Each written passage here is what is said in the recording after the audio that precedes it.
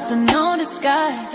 Every headline I'm breaking it live. From the streets to the pressure of up top, we see it all, yeah, we connect the dots. Weekly rain, yeah, we run it down. Truth hit different when it wear a crown. No fluff, no cap, just facts in sight. Welcome to the weekly rain report. Let's get into it tonight. Disclaimer: this broadcast is intended for commentary, discussion, and entertainment purposes only. All topics and statements are based on publicly available information, including news reports, social media content, and third-party sources, which may include allegations or unverified claims.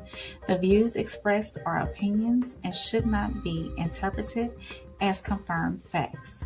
This content is not intended to harm, defame, misrepresent any individual, organization, or entity. Viewer discretion is advised.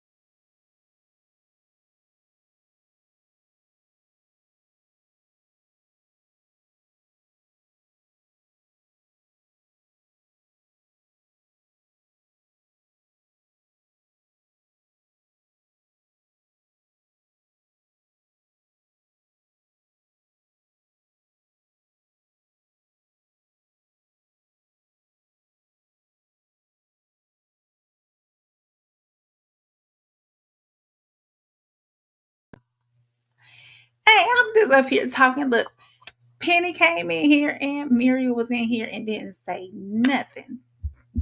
Thank you, Classic. Thank you, Classic. Thank you. I appreciate y'all being here. Hey, so let's start this over again. This is my weekly rain report, and we are doing a special like back to school edition. School starts tomorrow for my little one. We're doing big things in the fifth grade. So, like many parents, tonight and over the weekend, I'm feeling all kind of emotions, excited, proud, a little anxious. So I spent the weekend, of course. I'm thankful though, y'all. School uniforms. I'm thankful that the school my child is attending this year has school uniforms. That was a big relief. Sort of easy. I have a son, so little graphic tee, some nice tennis shoes, and some jeans, really go well. You know what I'm saying? So it's not too hard for the boys versus the girls. But I will say it's been a big relief on my end financially and just planning all together as far as his uniforms and stuff go. So, another year has passed. My baby is growing up, but preparing for school is much more than buying like notebooks, school shoes, uniforms, supplies, and all that. Because while we're unpacking backpacks, something bigger is happening inside American's classroom. So tonight we're going to be talking about teachers speaking out about disrespect, aggression, burnout, and lack of accountability. I do have some information on lawmakers placing new restrictions on student phones. And of course, artificial intelligence, is entering classrooms as tutors, assistants, and in some places, a major part of instruction. Some parents are being asked to trust an education system that is changing so fast that some of us can't even fully understand. So tonight we're talking about all the emotions surrounding a new school year. We're talking about what teachers say is happening behind classroom doors, and we're looking at a little bit at school policy. And we're also going to ask whether like artificial intelligence is supporting teachers or slowly replacing the human connection that our children still need. So let me get into some of these comments. Like Miss Maddie, she's in the building. She said, "Good evening, Rain." And Penny said, "Dang, Rain, I thought y'all forgot about us." No, I'm moving around. These evenings are going to start looking different now since my baby is heading to school tomorrow. So, dang, oh, Penny did say you. I'm sorry, Penny. I did get on to you. Thank you. Thank you. Okay, we can hear you now. I appreciate it. Souls, hey Souls, how you doing? Y'all had a great 1181 today too. I was listening while I was putting my show together. So yeah, so we're gonna get on into it. Um, Unpack a few things that's going on this school year, especially in the state of Georgia and in other states as well. Classes said public school is daycare, so parents can go slave at corporations. It's not for learning; it's for indoctrination. Yeah. Um, I've seen schooling done on both ends, public school or several ends, public school, private school, and homeschooling from several people that are close to me on all. So I've seen all spectrums of schooling for our little ones. Um, I've seen different outcomes when it comes to homeschooling. Um, Public schooling and private schooling. I think the public school and private schooling depends on what institution you decide to send them to, as far as like what kind of instructions they get and whatnot. So first of all, we're going to go into reality check. My first segment called reality check, and we're going to talk about to what some of these are. We're going to look at. I found a compilation of videos of what some of these teachers are experiencing in the schools with these kids these days.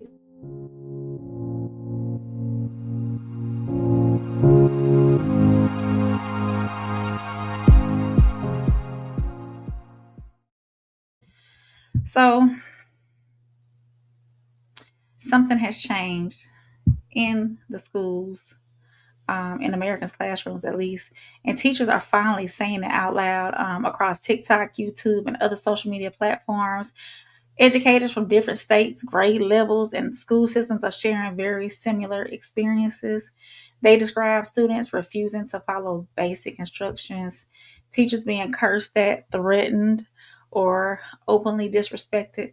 Um, Classroom where one student's repeated behavior interrupts learning for everyone else. Educators calling home and feeling as though they're immediately placed on trial.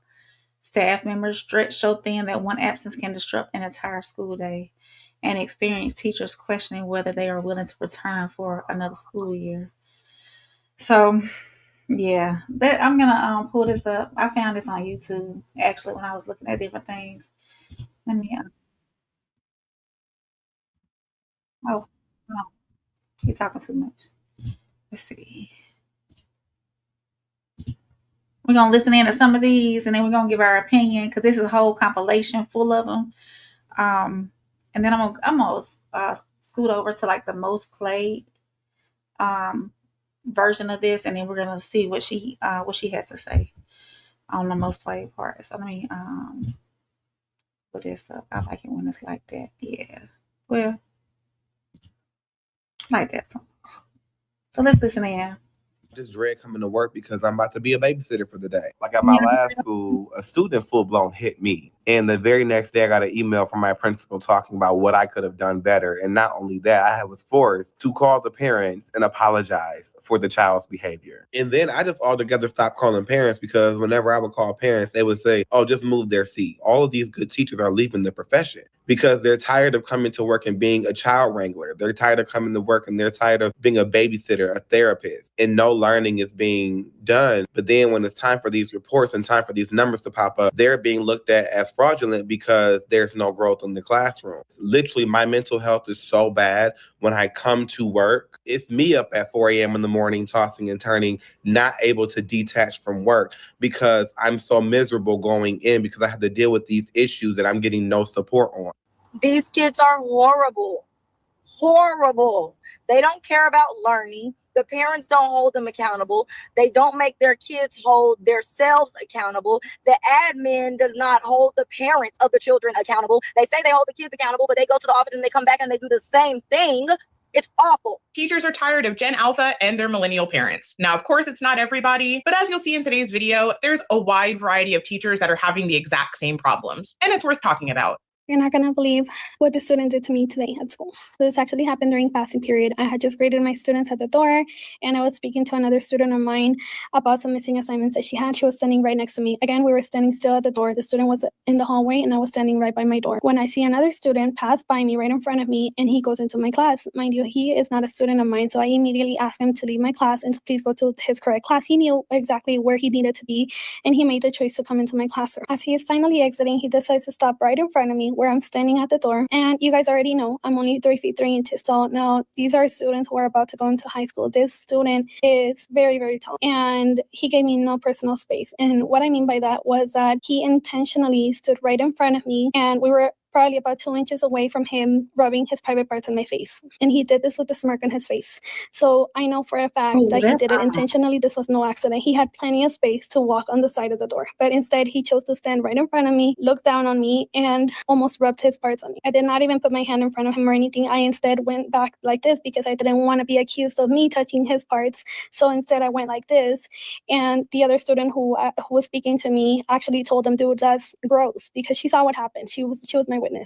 Anyways, I said a lot of things to him, and I asked him to please step away from me and to not ever come back into my classroom. He, of course, denied it and went finally into his classroom. I immediately called. That was one. That was bad. That was awful. There was one at 5:23 that I wanted to.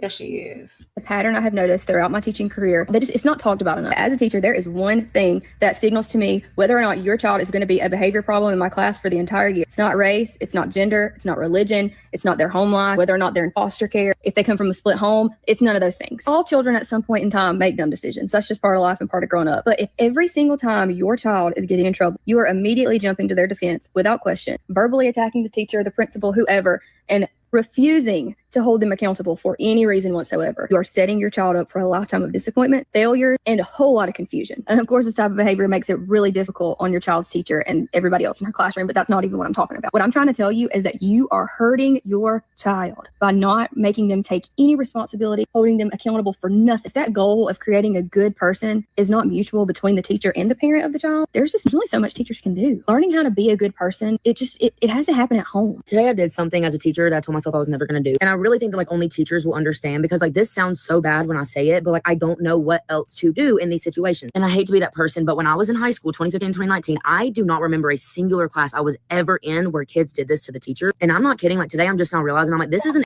Let me ask y'all this. Do y'all think that the kids these days, because she just said 2015 to 2019, she don't remember none of the kids acting like this. And I ain't gonna tell y'all what generation. Thank you, Lil Penny. I ain't gonna tell y'all what generation I was in. Well, y'all probably can find out, but from different conversations. But so she said 2015 what did she say? 2015, 2019. So did COVID do this to the kids? Did the CB-19 do this to the kids? Because honestly, I don't know if that's when the behavior started to change or whatnot, but these children they kind of out of hand these days, y'all. To me they are. Dom said the parents did that. Let me read some of these comments. Penny said AI is the great downfall because it's replacing fundamental learning and thinking processes. It is, unfortunately. Kids can't write cursive, but short can Google. I'm thankful mine can. Has a beautiful cursive handwriting too, and almost cursive is better than his print. Dom said, "Hey, Dom." Thank you, Penny. Dom, do you have children? The parents did that. Yeah, of course. Penny said, no, it wasn't COVID. It was the death of the nuclear family and standardized testing. Well, we've had standardized testing since at least for the last 25 years, 26 years, Penny. Because I had to take a graduation exam to get out of high school. And actually, y'all, I didn't pass my science exam the first time. And that was shocking to me. But I failed it by 2 points. I think I had a 498 and I needed 500 points. but I was able to take it again before graduation. But oh, you got 4. So I think special needs and autism became more prevalent, but we were not prepared for it. After CV-19, so is that what it is? Do you think that has something to do with it? I know we're talking more into that tomorrow night on No Middleman. And yeah, make sure y'all tap in on No Middleman tomorrow night too as well. Dom said 2 boys, 2 girls, and they are well behaved. My oldest is 20. Okay, I'm tracking. Soul said Big Pharma came on scene in 2010. Let me ask you this, Souls. Do you think and we've had this conversation before, off and on. Do you think that, and this is turning into something else, and that's fine though. We can keep it rolling. And welcome. I see the numbers are jumping, y'all. So welcome everybody in to my weekly rain report. If y'all are here for the first time, make sure you hit that like button. Make sure you subscribe as well. Make sure you turn on your notifications so you can catch me anytime I go live. This is something I do usually on Sundays. Sometimes I get a little fancy and do it during the week if I'm up to it. But so let's talk about this. Let's talk about it. Do you think I was a late diagnosis? I have ADHD, the inattentive type. There's different types out there, and I was diagnosed in my very late 30s. Okay, y'all. So, but if I recall correctly, during my elementary years and during my school age years, I managed it, I think, myself, because I was one of those kids who wanted to go ahead and get done with my work. I was one of those kids who wanted great grades. I was one of those kids who enjoyed learning. So I think I self-managed okay without being like formally diagnosed. So I kind of flew up under the radar. And then over the years, once life tasks, especially after becoming a mother, trying to work 40 hours a week, trying to finish up my degree, as a single parent too, running a household, those tasks became a little bit unmanageable at times. I guess because, you know what, I will say that the reward, I'm not going to say the reward wasn't there, because the reward is there in doing day-to-day things, but it's not, and it still can be accomplished, but it's not, the reward is different. Is it gratification is different with completing tasks as you get older, I would say. Do you think that the reason why we need to have this conversation, we need to keep this. She said 2015 to 2019. She said she didn't see it. So she said she didn't see it from 2015 to 2019 that's what she said. It was 2015 to 2019. So that's why, and 2020 is when it came in. So that's what I'm asking. Do you think that a lot of the behavior issues came after the fact, or do you think these behavior issues, especially with autism and ADHD and all that, came about more prevalent after the fact? But you said big pharma. So we'll talk about it because I can keep going on. We'll talk about it offline, souls, and then they might be able to do a show on it or something. Dom says, so what excuse are these people talking about? Penny said, now they only teach the test because that's what teachers get paid off of, because that's what the schools get money from. They don't teach how to think anymore. They only teach the test because that's what teachers get paid off of. They don't teach how to think anymore. You think the critical thinking aspect is gone, Penny? Penny said a lot of ADHD is misdiagnosed, and now it's more of a crutch for kids, and they are fed pills instead of learning techniques and self-discipline. Penny, let me ask you this. Do you think even with self-discipline and Do you think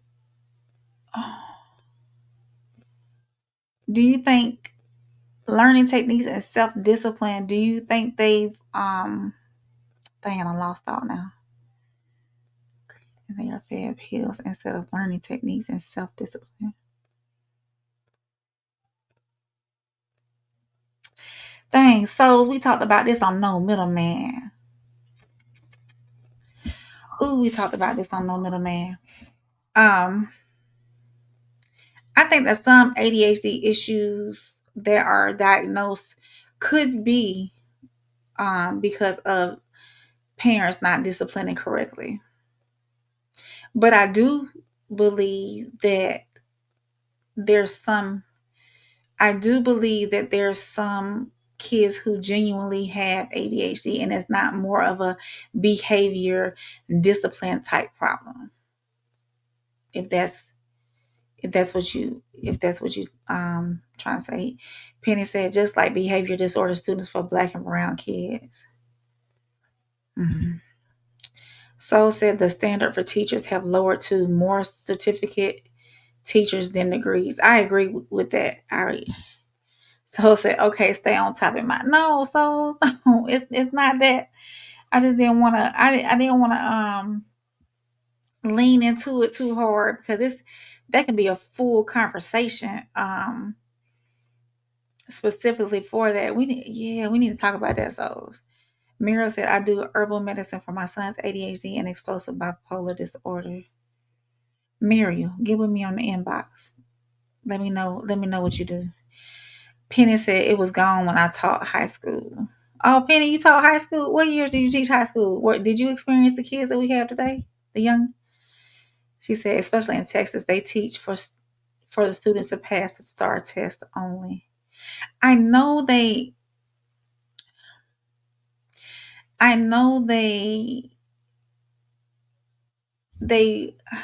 focus on what's on the STAR test to get them passed, but shouldn't that be what's on level for each student? Shouldn't they be learning that anyways? Is what I'm asking.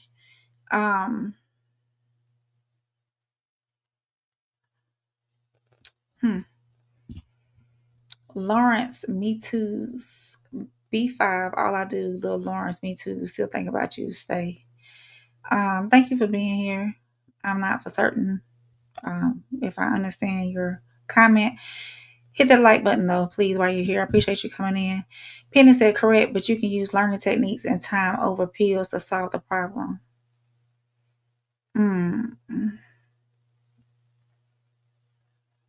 Even with a chemical imbalance, Penny? I wonder if the chemical imbalance.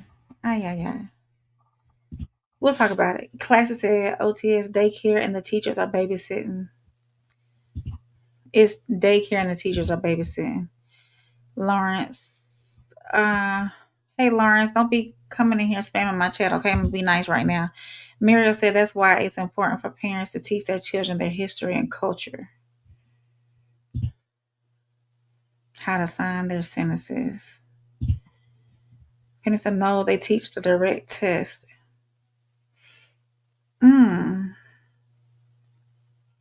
I know. So 3rd grade, my child experienced a standardized or a state test where if he didn't pass the reading portion of the test, they would not promote to 4th grade. So I'm thankful that he did pass. And it honestly, in his classroom, there was 100% pass rate for that. There were several students though that did not pass to be promoted to the 4th grade.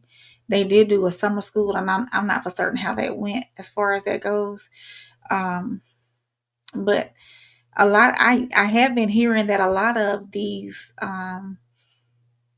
a lot of children they can't, and we've seen it on these social media pages where this guy walks up to this person and tells them to read this card, and they can't even. Now I can't pronounce a lot of words. Okay. but the words on these cards I can pronounce. And some of them aren't even trying to pronounce them, nor do they know what they mean. I would know what they mean. I do know, well, the ones that I've run across, I do know what they mean. But our children not being able to read and write by the 7th grade, they should be doing this in 2nd and 3rd grade. Fortunately, my child, I didn't even teach him how to read. He taught himself. And he was reading full books by kindergarten. So that my situation is a different situation. But these parents, they should, and I know some of these parents probably don't have the education that's needed to help teach their child either. So hopefully wherever they are, they will have resources where they can send their child for extra help and tutors to get extra help, especially with these city schools and whatnot. Class said they teach majority false history or completely omit history. They story teach in real handwriting. They teach lackluster math techniques, and they have tell physical education. I will say, this new math that they're teaching, I showed my baby at home how to do it my way, how to do it the way to borrow. I'm gonna go over here and borrow from this number. I had to show him that because the way they were doing this math, I didn't understand it. My thing is, it's worked for all these years. Why are y'all doing it differently? It worked for 20, 30, 100, however long they've been teaching math. Why have y'all changed it to confuse these children? I got to go borrow from this number over here so I can subtract from this number over here. He said, Mommy, you do it so easy. I said, I know, So not saying that their way is wrong. Yeah, you getting the same answer, but yet and still. Classy said the lunchroom is full of processed food. I agree. Classy said they playing in everybody's face and we buy the BS daily. Miles said, weird how kids can focus on these phones but need drugs to pay attention. Tell me about it. Dom said, I was born here, raised in the islands. Kids get out of line. The principal will straighten you up. Kids out here is spoiled. I remember being in civics class my freshman year. I had a coach for my civics teacher. He was taking them boys outside the door. Now, they say that he was taking that meter stick and hitting the wall with it. But he would get them outside the door, and this was 90s. So, and I remember them kids going to the principal office and getting their tail tore up too. Penny said, no, with the chemical imbalance, you use pills, but that's the 5%, not the 95%. Oh, okay, Penny. He said he taught 2010. What did you teach? What did you teach high school? Did you say what you taught? Did you teach high school? What subjects did you teach if you taught high school? Penny said teacher bonus structures were based on kids passing. Lawrence, if you come in here and spam my chat, you're going to get banned, baby. Mrs. V is in the chat. She said, good evening, Rain and chat. Don said, before my dad dropped me off at school, his last words were listen to your teacher.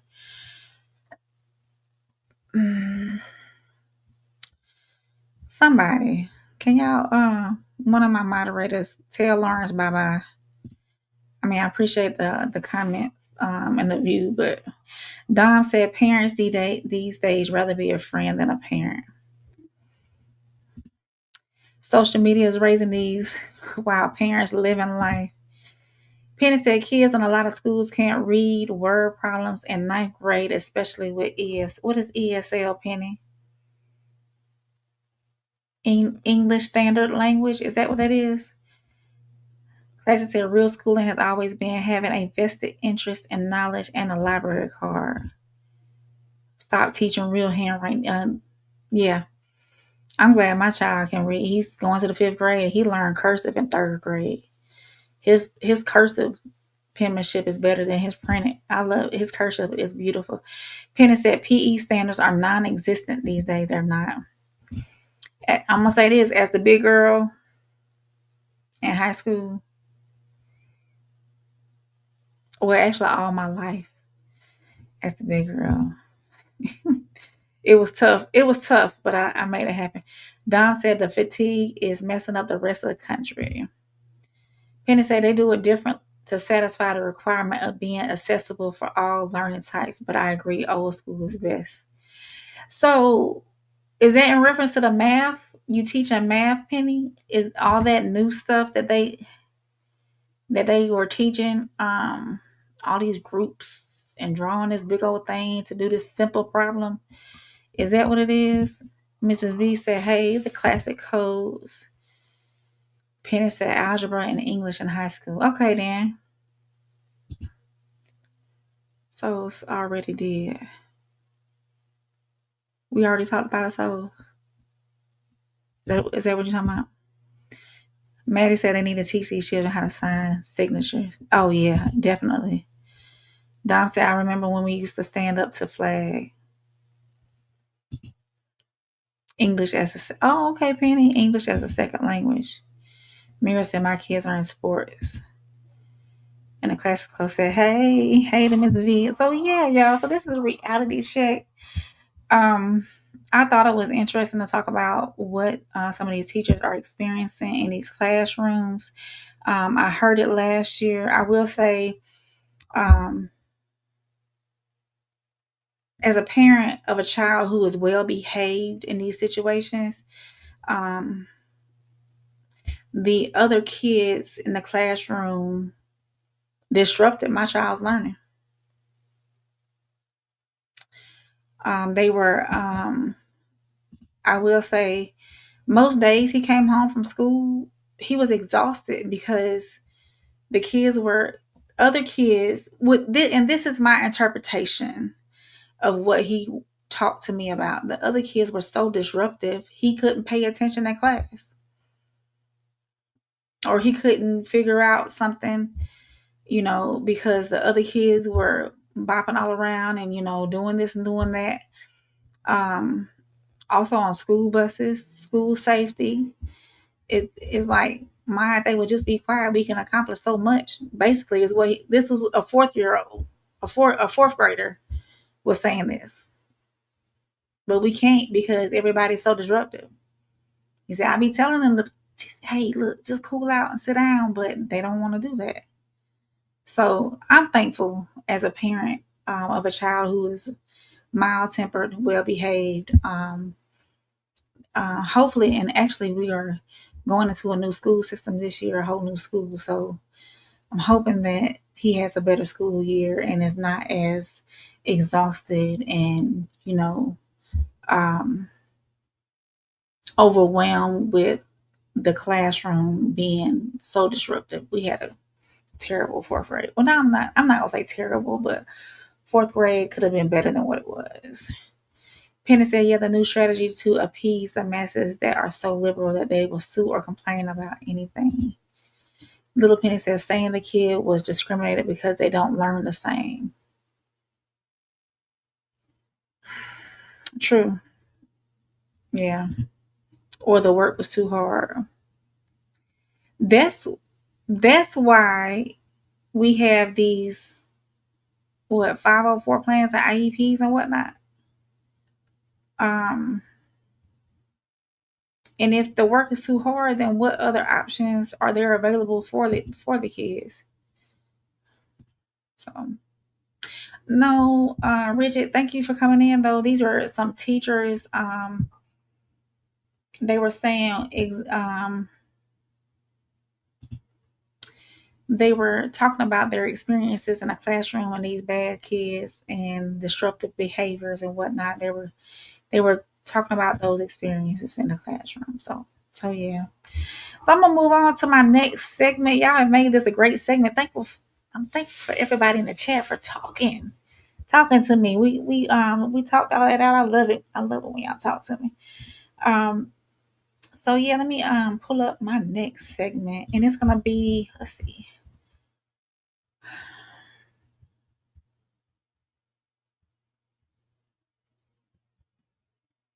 Oh, okay. Georgia has a phone free school policy, and I want to get y'all inputs on that too.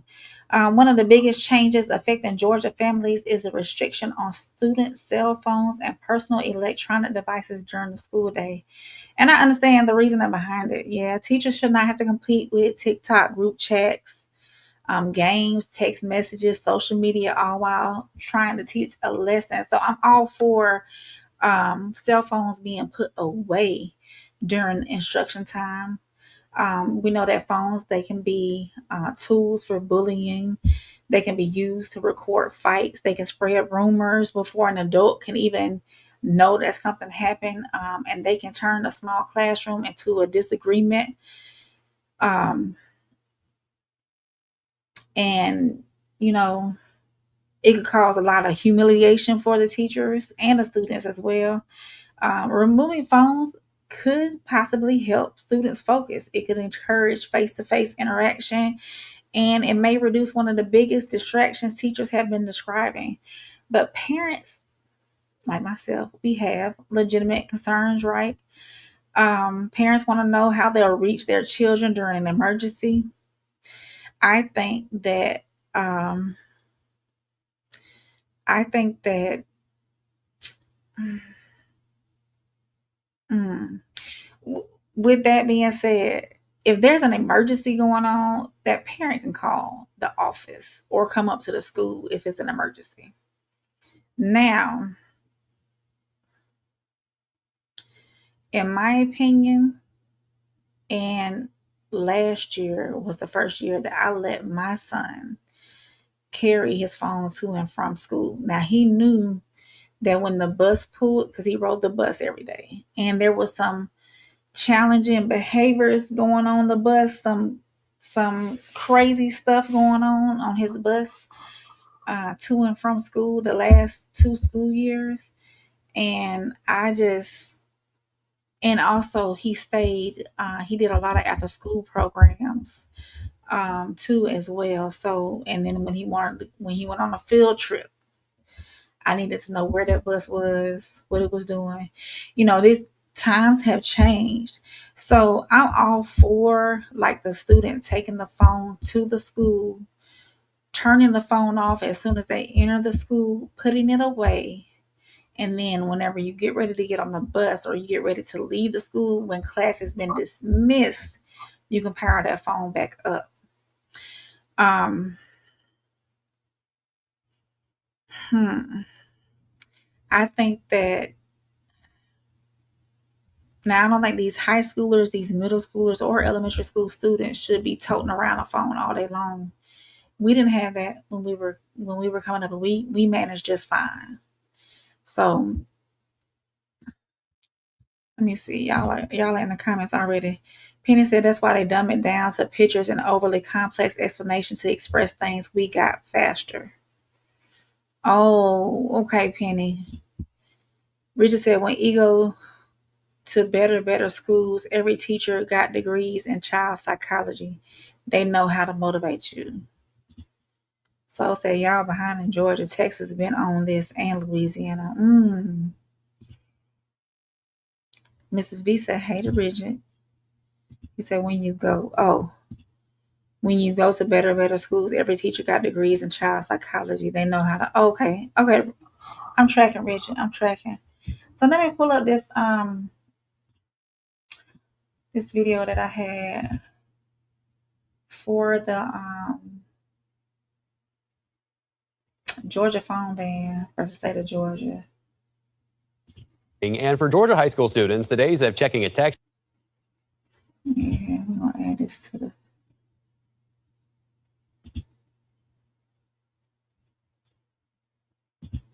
There we go. Let's listen in, y'all. between classes or scrolling social media at lunch could soon be over. Yeah, new state law requires schools to keep phones out of students' hands, but some teens say the change is just going too far. Our education reporter, Naomi Washington, is here with us in studio. Naomi, a lot of people have been responding to your past coverage of the bill. Good morning. That's right. There's been an overwhelming response to my videos on social media and to my previous stories about this state law that's going into effect for the 2027-2028 school year. This phone ban is extending from just K through 8 Georgia students to high schoolers as well. Districts can decide how they want to keep phones out of students' hands for the whole day. And I explored one way that's gaining some traction. Some schools could decide to use cell phone pouches. They're designed to keep phones out of students' hands during the school day. Taki Skoris is the CEO of Solaris, an Atlanta-based company that makes the cyber pouch. He says the goal is to reduce distractions without taking away phones entirely. When we created this, we said, okay, how do we help with the distracted learning, but still allow them to get to their device in case of emergency or after school in case they need to contact their parents? And so when they put their device in the pouch, it blocks the signal. The new state law doesn't require schools to use pouches. Districts can create their own policies, whether that's using lockers or a designated spot in the classroom.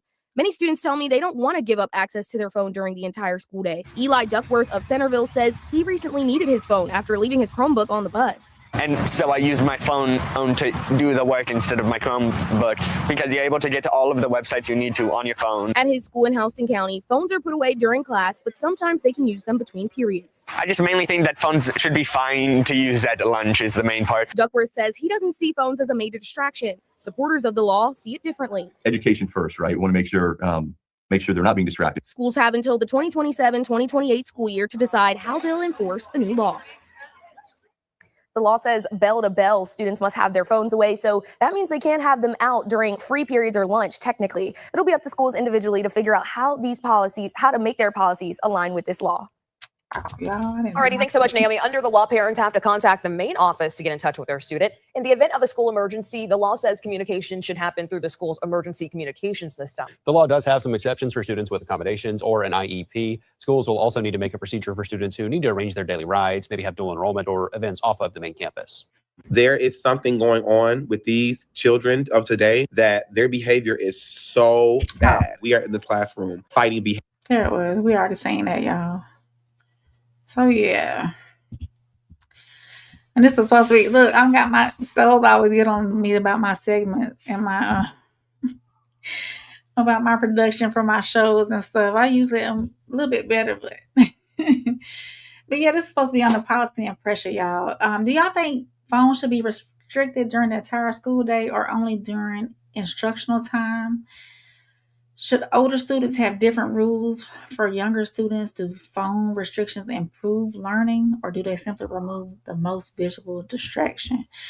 I personally think that as long as they're not using it during instruction time, especially with these middle schoolers and high schoolers, we only have 5 minutes to change between our classes, though. So what can you really do? It takes 5 minutes to boot your phone back up, and then look, all your notifications will start coming in. So I think as long as the phone is on silent and it's not being used during instruction time, then at least for the high schoolers, like the middle schoolers, put it in your book bag, turn it completely off.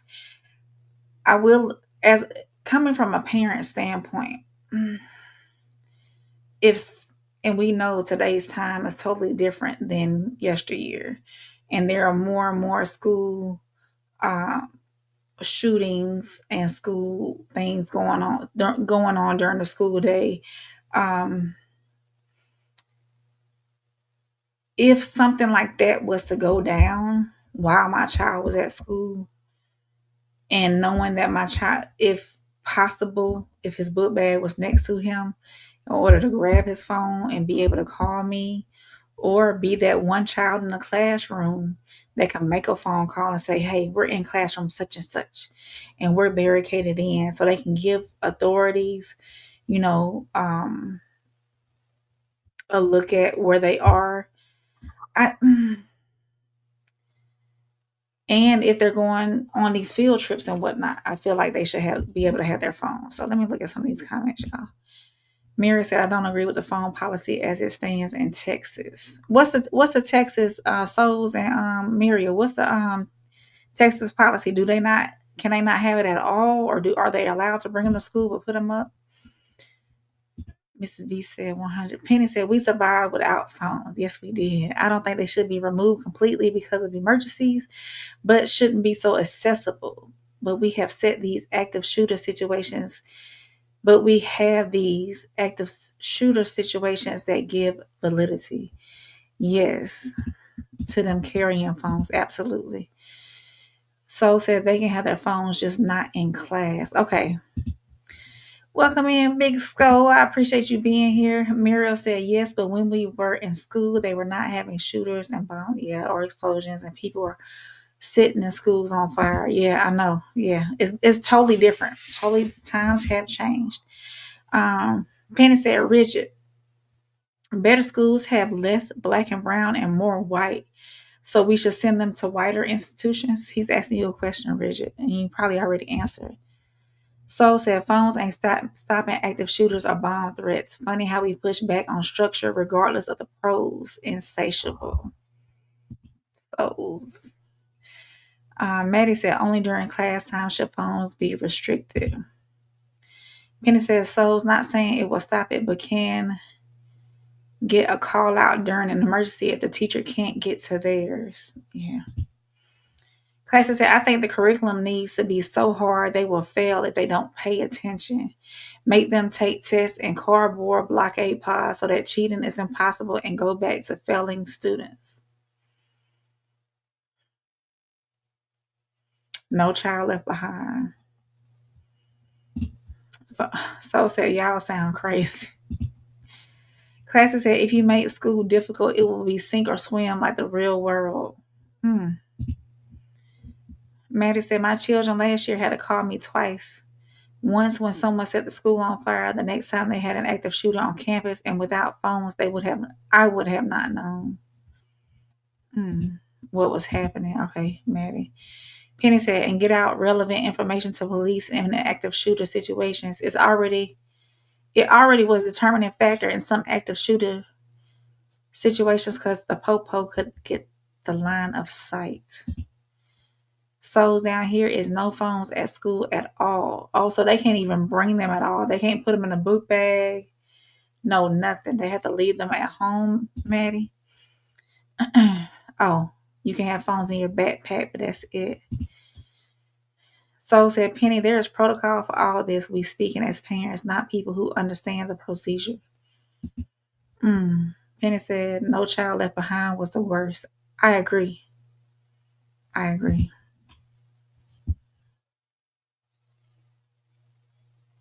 So said, you are all looking only from emotions. What if your child's shot because their phone goes off?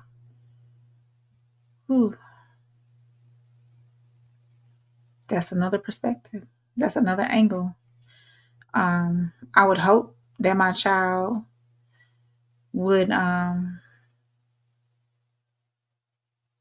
his phone on silent, if anything. Yeah, so thank y'all for y'all perspective on that. Georgia, they're gonna have to, these Georgia schools are gonna have to get it in line.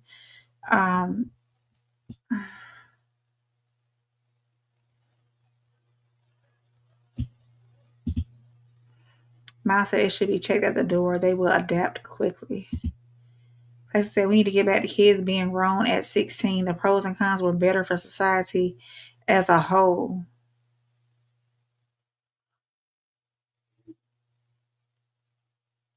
"16 was that age."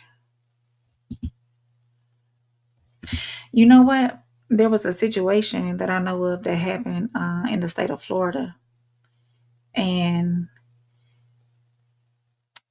I don't know if it was county at the time, but they were like, no, they can't be by themselves because they're only 16.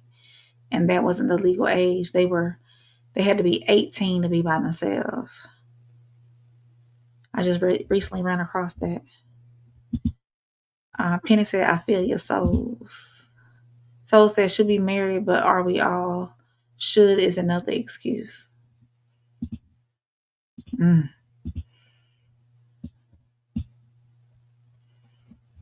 So, Classic got one more comment.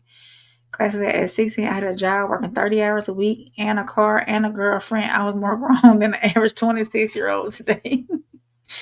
You was managing that classic. Miria says, souls is not about emotions for me, it's facts. Okay. Gotta give me another mouse, y'all.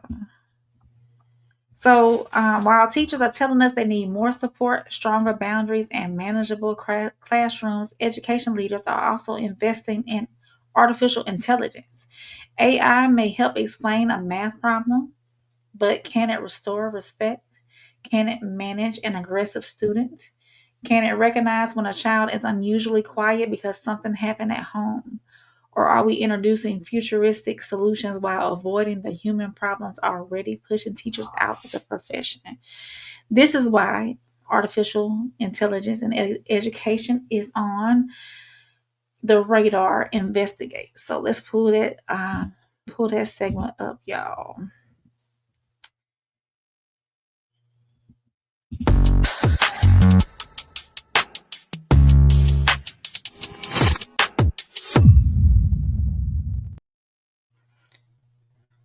Well, I have to question myself sometimes. Ryan, why did you choose that? But I did. So, artificial intelligence is no longer something that may eventually enter classrooms. It is already here. Schools are using AI for tutoring, personalized learning, lesson planning, practice assignments, and student support. And on the surface, some of that sounds promising, right? A child who is embarrassed to raise their hand may feel more comfortable asking an AI tutor for another explanation.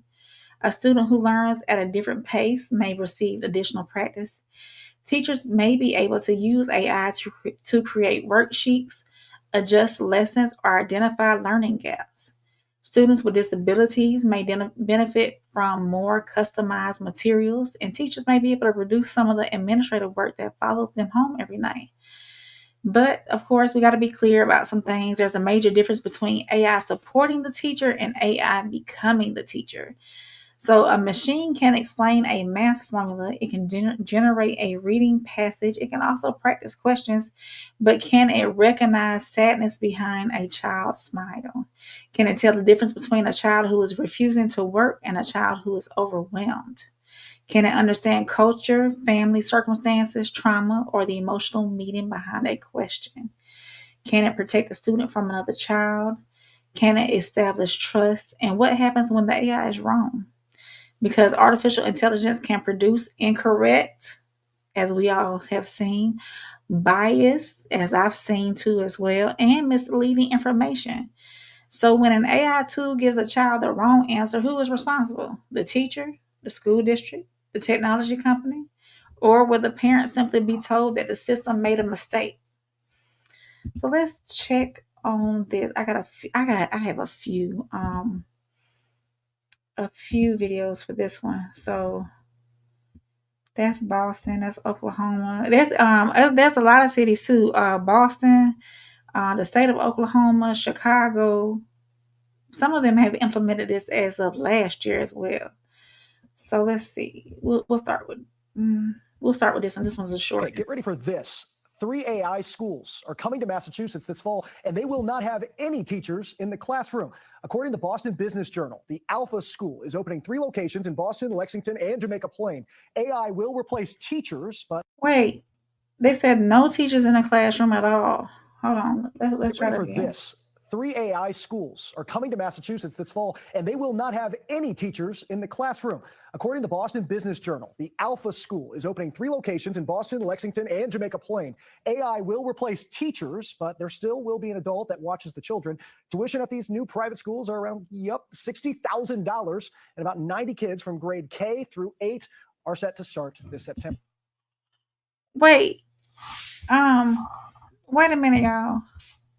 Because I didn't listen to this one. I just threw this in my playlist. I said, they go. I said, that's Boston, AI in Boston. Let me throw this in my playlist. And this is just a few seconds long. So I'm gonna put it on regular speed so I can hear this right. Hold on. And we're gonna play it back one more time because that did I hear $60,000? Hold Hold on. Let's run it back. Okay, get ready for this. 3 AI schools are coming to Massachusetts this fall, and they will not have any teachers in the classroom.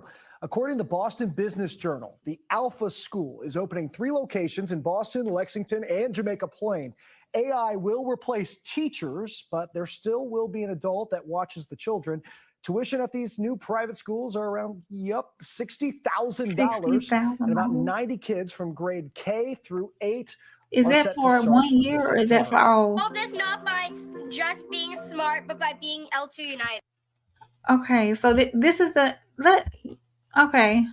Y'all been in the chat. Let's talk about it. 16 is only a sophomore year in high school.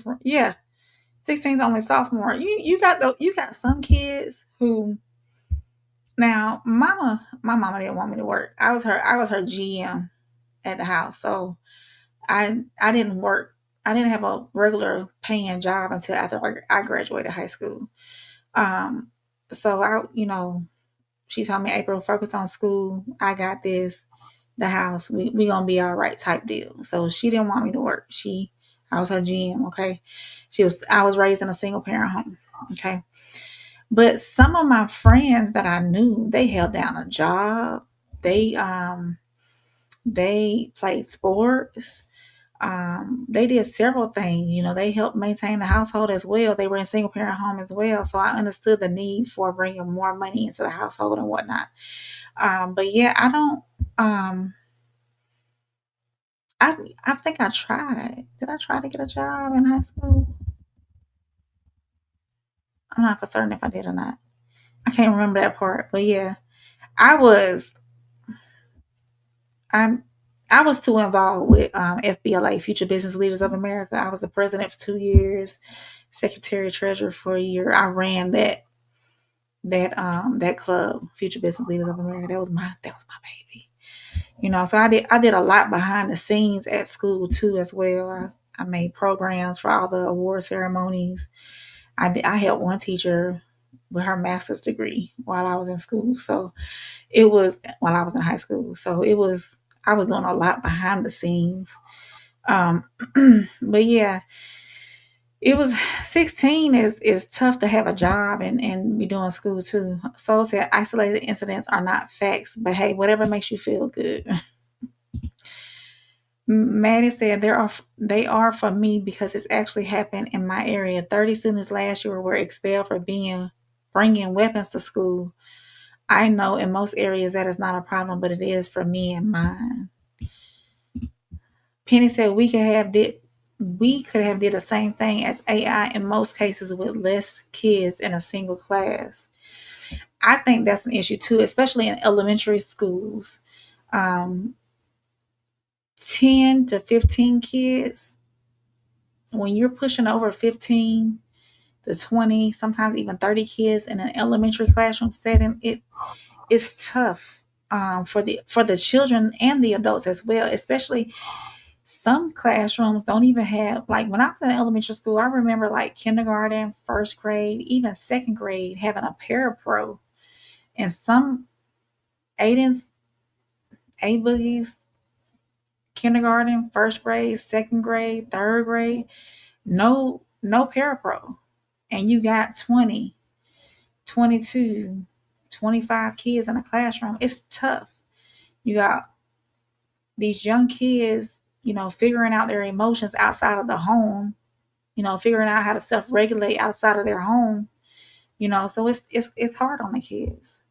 And it's hard on the teachers too as well, because some parents don't know how to parent and show their children or teach their children how to regulate their emotions outside of the house as well. Penny said we could have did the same thing as AI in most cases with less kids in a single class.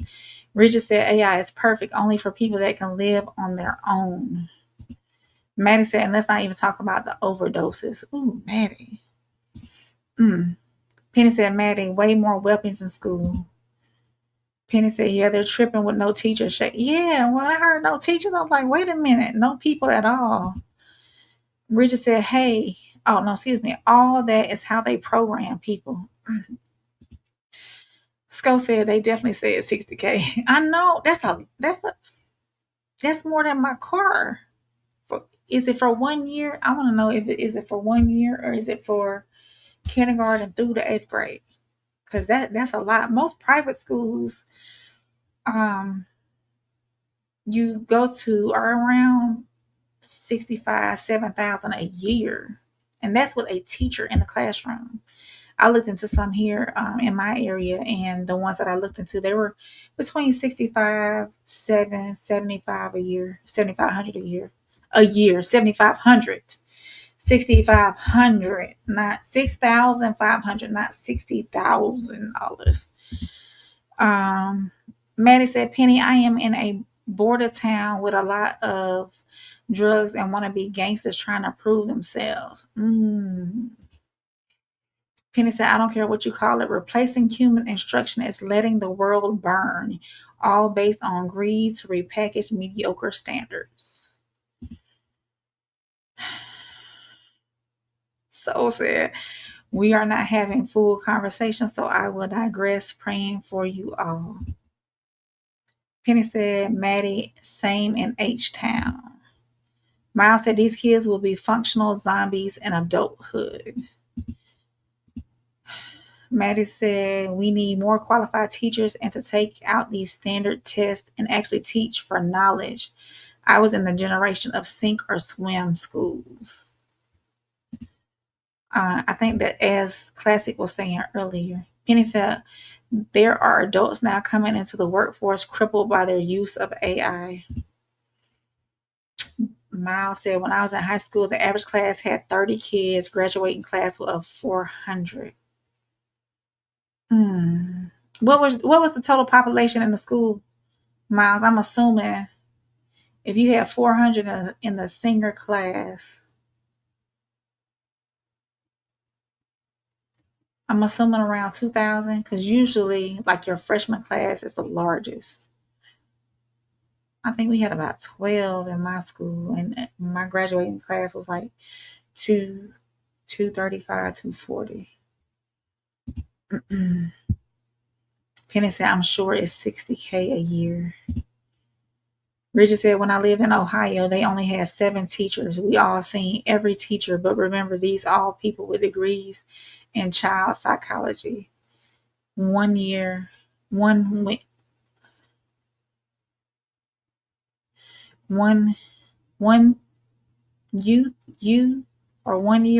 D's to getting A's on accident. What were you trying to say, Bridget? Muriel said, at my kids' school, they have over 4,000. That is a lot. That is a lot.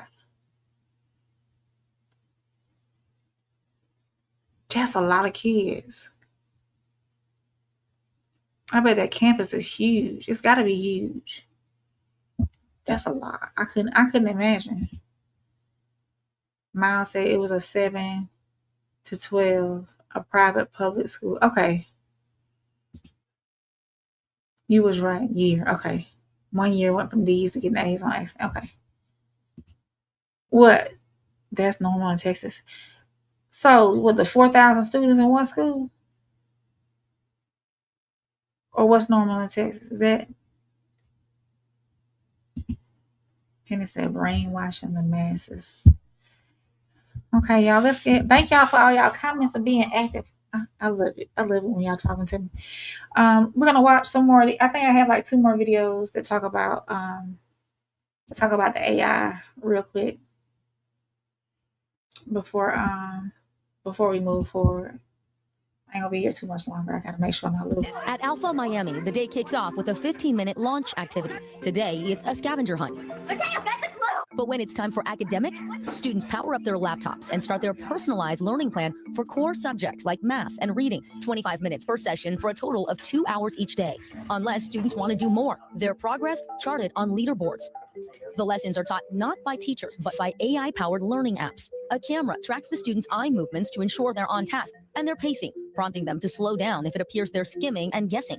The AI tutor also sets the level of difficulty. Fifth grader Elle Zach says it allows her to get ahead. If you're more advanced, let's say in reading, but the rest of the class is like at a third grade level, then like it's kind of hard because you have to just sit there and go along with the actual curriculum instead of doing what your actual level is. Guides who go by their first names like Caitlin supervise the students. Nice, Daniel. You know what to do. The catch, they're here to coach and motivate, not to teach. Only about a third have educational backgrounds. You can think back to all. Okay, I'm gonna stop it right there, right quick. So these Chromebooks, basically, they're Chromebooks with these programs. The kids are doing this now. The teachers are doing this now in regular public school.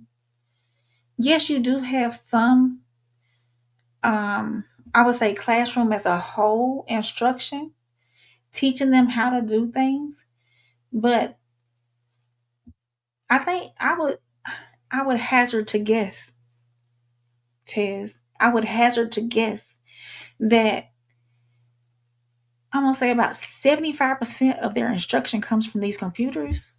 They're doing that with these Chromebooks. They've been doing it since kindergarten.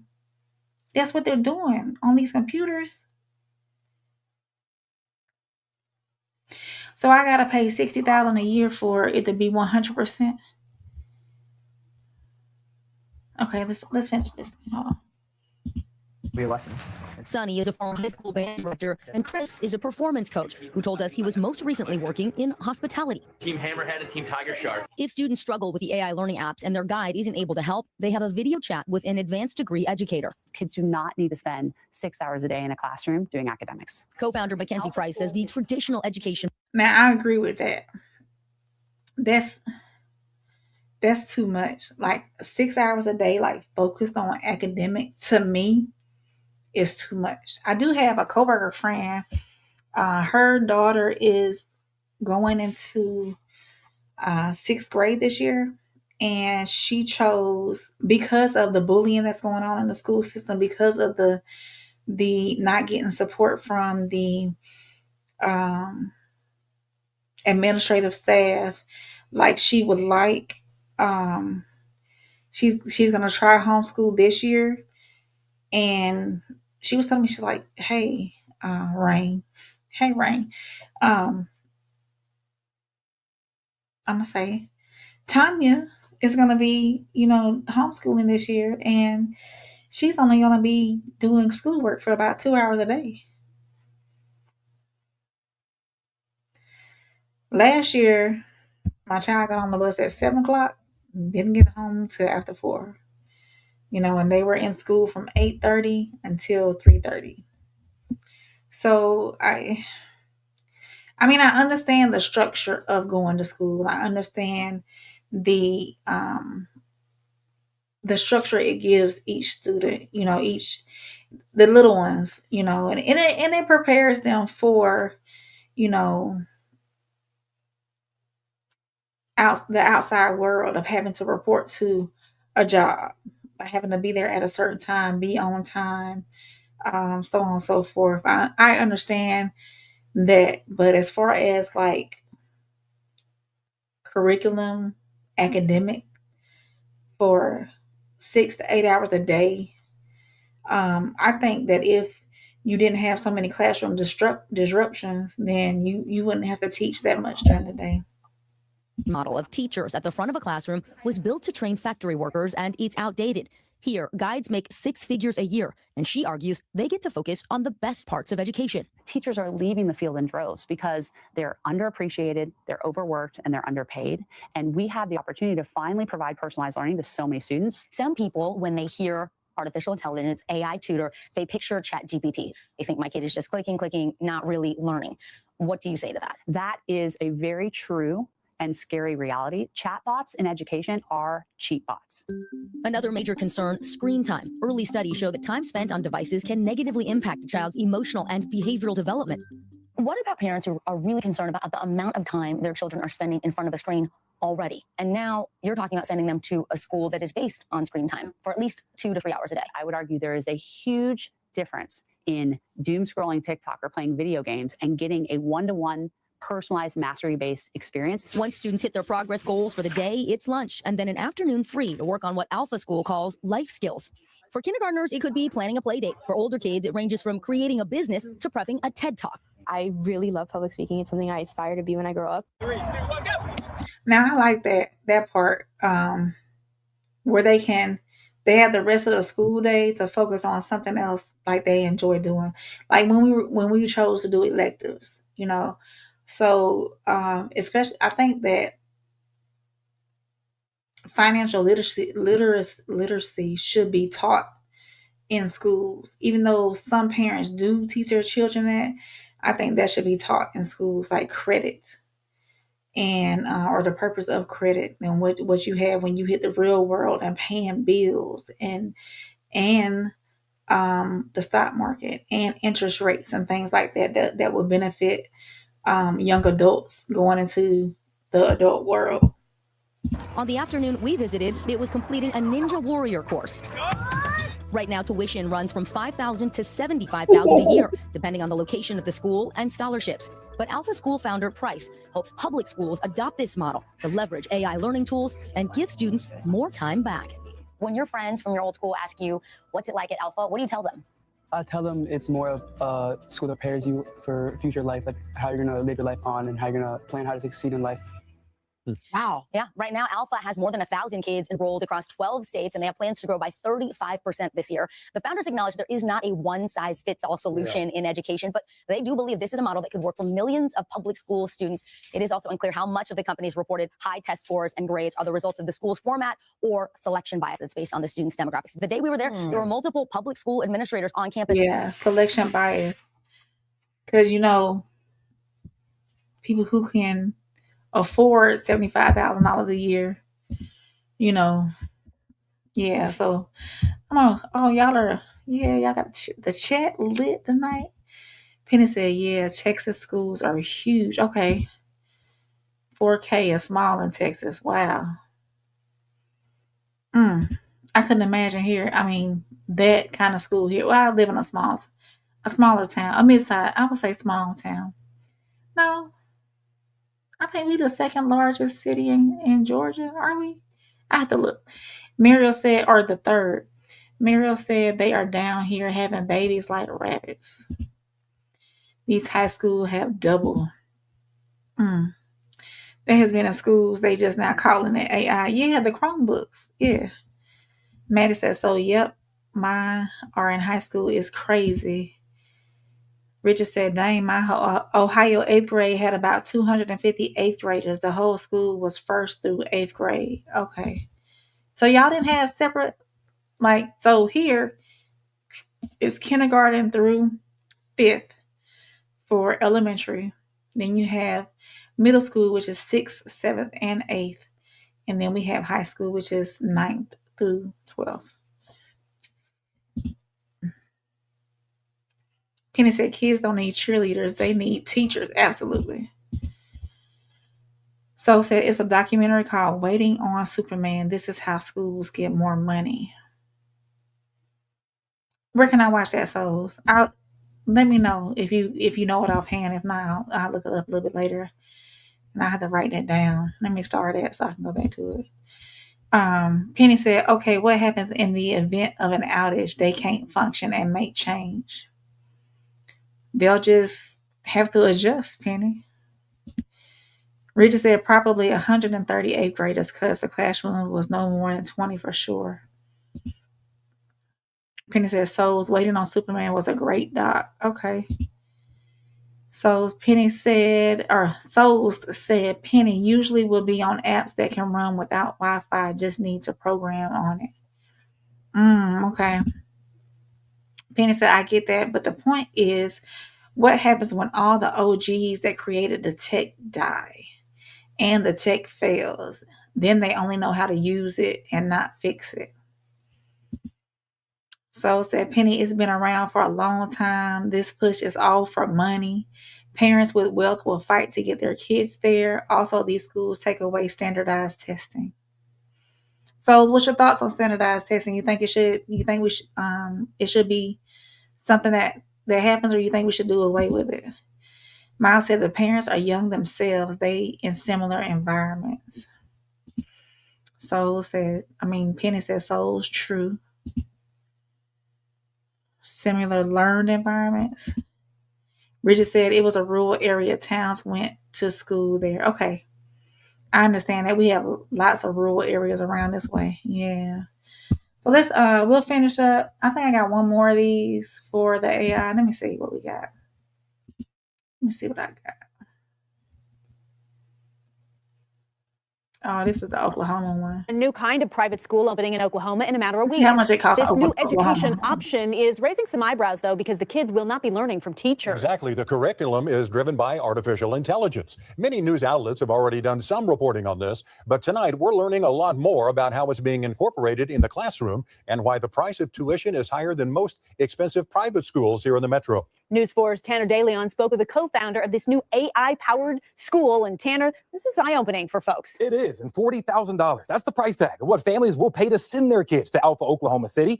And leaders of the AI school say their students learn at a better pace compared to standard teachers.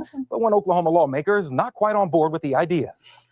We are using artificial intelligence to raise human intelligence. AI-powered chain of private schools now making their way into Oklahoma, promising a better education without instruction being taught by teachers. Texas-based Alpha Schools has locations in 6 states, the latest being Oklahoma, with a location in Tulsa and the other in Edmond, opening up in August. Though Mackenzie Price, co-founder of Alpha Schools, says the Edmond location is called Alpha Oklahoma City, and a typical school day starts like this. Our kids are spending only 2 hours in the morning working on academics. Our students are working on individualized lessons that are personalized to meet them at the exact level and pace that's right for them. So they basically spend 25 minutes in each of the core subjects: math, reading, language, science. In all, students get 2 hours of classroom instruction taught by AI with so-called guides in the classroom for support. Our teachers, we call them guides, are completely focused on motivational and emotional support, on connecting with every single one of their students. After 2 hours of AI instruction, guides run workshops to teach kids different life skills. And that frees up the rest of their school day to focus on group and project-based workshops that are teaching life skills, things like financial literacy, public speaking, leadership, teamwork, grit, hard work. All of the things are going to help young people become really successful in this world. These guides, she mentioned, aren't required to have a teaching certificate, but have been recruited for their unconventional education backgrounds. Starting salary is $100,000, but not everyone is on board. I have great concerns. In fact, I wasn't aware about the Alpha Schools until I was contacted by an investigative journalist a few weeks ago. Democratic Representative Cindy Munson, who is also running for governor, has concerns about kids being taught by AI. I have a lot of questions. We know that students do better when they are in a classroom setting, when they are face-to-face with a highly qualified, trained teacher. However, Price says their AI software is a personalized lesson plan based on the same curriculum students in a traditional school are getting, moving at the pace of each individual student. We've had our graduates do everything from get into Stanford, UCLA, Northwestern, University of Chicago, USC. In fact, our senior SAT average this past year was 1540. With the high-tech teaching tool and materials for workshops, Alpha's $40,000 a year tuition exceeds every other private school in Oklahoma. In comparison, Cassidy School's tuition tops out at almost $28,000 a year. There's a few things that goes into. Number one, we believe our educators should be paid very well. So our guide salaries start at $100,000 a year. The other thing that we see is incredibly low ratios. She says for every 10 students, there's one guide. Yeah, I mean, the ratios are low because y'all cost so much. Wait. Yeah, so that's what's going on in this AI world. So, I'm not completely against it. I wouldn't say that I would be completely against it. I would rather have almost like one-on-one with my child. But I know that's not possible in public schools nor private schools. One thing is I don't want them left behind. I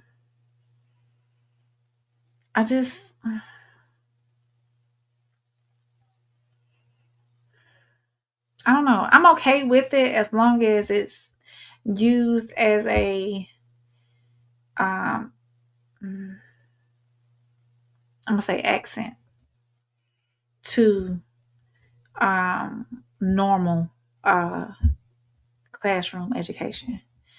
So if you are catching this on the rewatch, make sure you hit that like button, make sure you subscribe.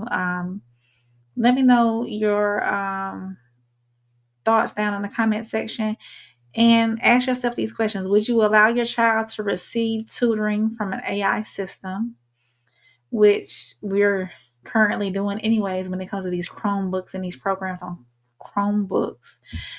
Should AI always be supervised by a certified teacher? Should schools be required to notify parents whenever an AI tool is used with their child? And should parents have the right to opt out? And if they opt, but if they opt out, then the instruction changes because a lot of these schools are using the programs on Chromebooks. So I'm gonna get to y'all comments. Y'all keeping I love my chat. Y'all keeping the conversation lit. Soul said a stupid child just lacks common sense. Can't test for that. Penny said fact. Muriel said those are facts because I'm like one of the oldest parents at my kids' schools. Like everyone else is in their early 30s. So says everything leading with the price. And it is. Penny says standardized tests only test memorization, not critical thinking and logic. You're right, Penny. You're right. So said thank you, Penny, for putting it nicer. Penny says so is $60K a year for the price. So is $60K a year the price for our kids? So says she's heading into booming cities. I'm gonna know what gave her the idea. I'm gonna follow up on this and see because essentially they've been doing this, but not 100%. You know what I'm saying? Because some days I would ask A Boogie, "Hey, what you do at school?" Oh, we were just on our Chromebooks, reading passages on our Chromebook, doing math on our Chromebook. So, what was the teacher doing? Oh, she was grading papers. Soul says, "See, they don't even have degrees or certificates. Y'all going to listen to Souls one day." Stupider. Classic says, "Stupider and stupider." Penny says, "Souls, we listening. How the educators pay more if they're not on the payroll." Soul said, "Classic, we seen it before. She even played videos. Just need common sense." Soul said, "Education is a hoax. I told individuals our first year of no middleman to get rid of schools." I remember that. So Richard said, "Public school teachers and private school teachers' salaries are separate by 80,000, 80K plus easily." Penny said, "I'm an advocate for homeschooling. I'm just saying." I thought about it, Penny. I thought about it. I really have. I'm gonna see how this school year goes. We're in a totally different school system this year. So I'm gonna see how it rolls for my little one. Mary said, "I want to know why she made it so expensive." So she could pay the babysitters.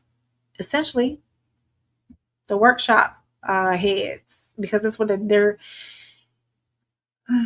because the kids are learning on the laptop with the AI models. And then, you do have a grown up in there that could help them along the way. But then you have these people that had these workshops like financial literacy, and I think I seen pottery or something like that. So, and they were shaving a horse. So I don't know. Muriel said, "My children don't like homeschooling." The only thing with homeschooling you would have to adjust is the socialization. That's what I worry about. I don't. That's the only thing I worry about. Penny said, "Automation from factories to now schools. That's the idea. The more you turn out, the more you make." So said, "Y'all lead her there. Safer is what y'all want, right? No shooters reported at AI schools."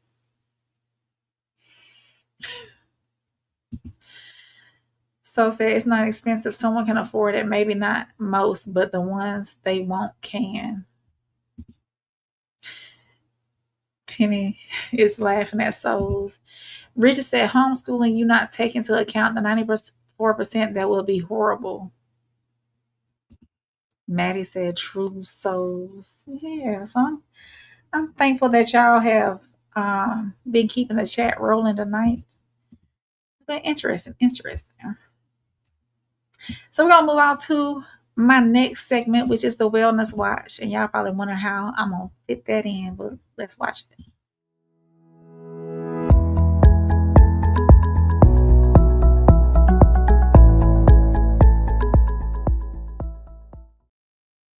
So tonight's wellness. Oh, let me get this off the screen, y'all. Let's see.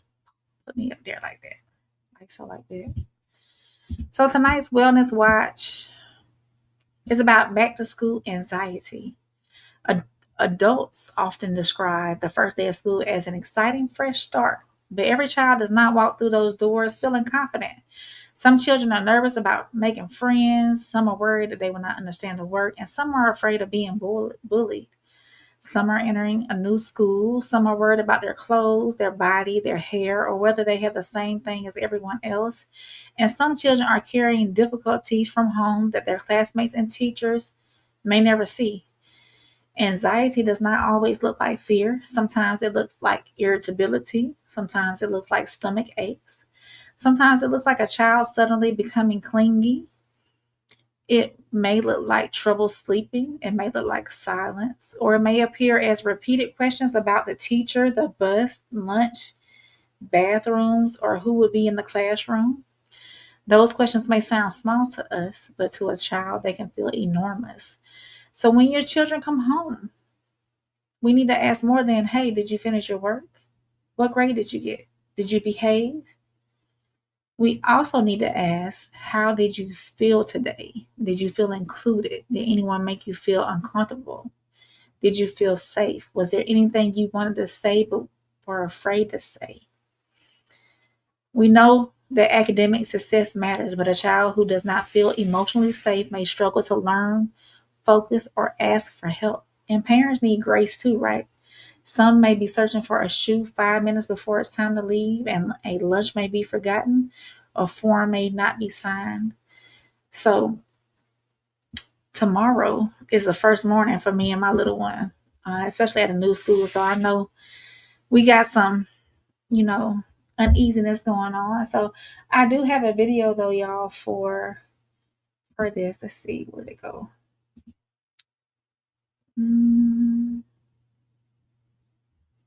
Here it is. The start of the new school year can be. Let me put this on the screen so we can listen in a little bit. Like that one better. Yeah. So let's listen in. Extra difficult for students to focus, especially if they're dealing with anxiety. But more school districts are putting a bigger focus on students' mental health. Fox News' Deborah Valentine has more. Students preparing for the new academic year may have A's on their minds, but they might be standing for anxieties instead of A+ on exams. And while every kid is different, mental health professionals point to a few common back-to-school seasonal fears. What will be expected of me? Will my teacher be nice? For older children, they may also feel the academic pressure, fears of failing or disappointing their parents. And then there's concerns around socialization as well. Some psychiatrists recommend parents do more listening than talking if their child approaches them with concerns. Keeping the questions just open-ended around it, inviting them to talk more, asking simple questions.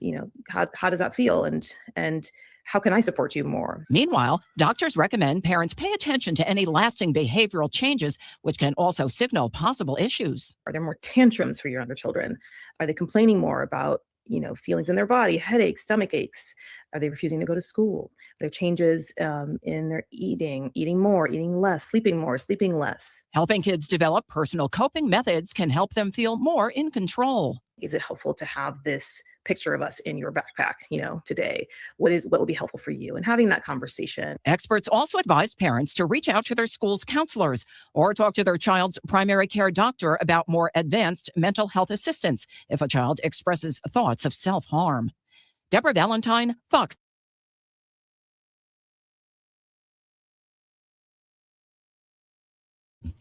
Soul's asked a question in the chat. He said, Rain, Before we get into this, he said, Rains, what is the percentage of people using their degree? It will answer how important education is seriously. So I'm gonna look that up right quick. I'm gonna hit mute because my microphone been picking up everything lately. So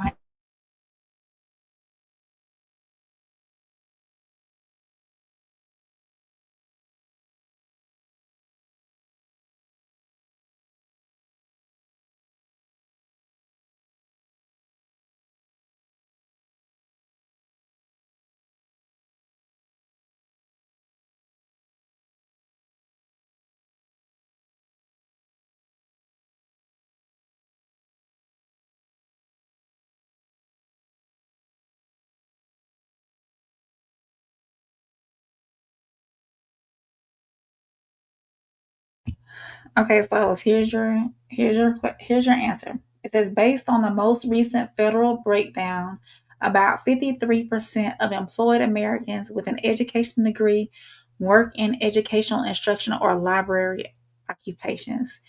The category most directly aligned with the degree. A broader way to measure it shows that 53% work directly in education, instruction related occupations. 68% work in jobs that require at least a bachelor's degree, though those jobs are not necessarily in education. And the remaining education degree holders work in management, administration, business, sales, and other fields. Only about half of people employed with education degrees are actually working in education related occupations.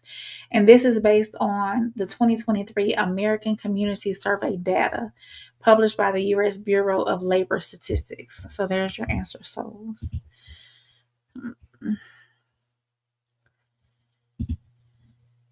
Maddie says socialization is important for communication skills. I agree. Penny said, then talk to your kids at home then. So Penny, what is your solution for that? I know that there's these like homeschool kid groups out in like different cities and whatnot. Do you think that homeschool kids should socialize that way since they don't have that day-to-day socialization? Maddie laughing at Penny. And she said, Penny, I will not be having the same conversations as they would with their friends because I'm their parent, not their friend. Classic said, oh man, come on, I knew it. Soul says, sounds like a white person topic. We love showing off our new outfits and shoes. Anxiousness has been created by you parents. Ooh, souls, elaborate. Classic said, gentle jet. Penny said, yeah, but a friend at their level can teach them something they didn't know, such as how or a better way to communicate. Blind leading the blind.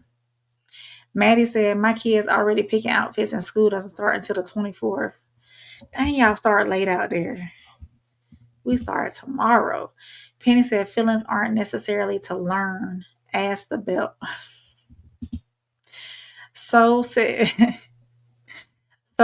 no anxiety at AI school. We cracking the code. 60K will keep anxiety and ifs away. Penny says, shoot, that gives me anxiety thinking about 60K out my bank account. That's 2 vehicles. That's a half a house or a quarter of a house. I mean, that's a lot. Richard said that is hard to answer because certain places, Inky respect university. That only hard. Rigid, Rigid, friend. Autocorrect messing you up. Come on back with it. Penny said most places that want degrees care about the school name. So say, is your child not working? Is your child not worth it? 60. Oh, is your child not worth it? Oh, absolutely. If I was making enough money to send them, but I wouldn't do the AI. I wouldn't. Now I would send them to private, like to a well-to-do private school, but not an AI school. because I believe in traditional learning. I like that. I don't know, but see, it's dang. So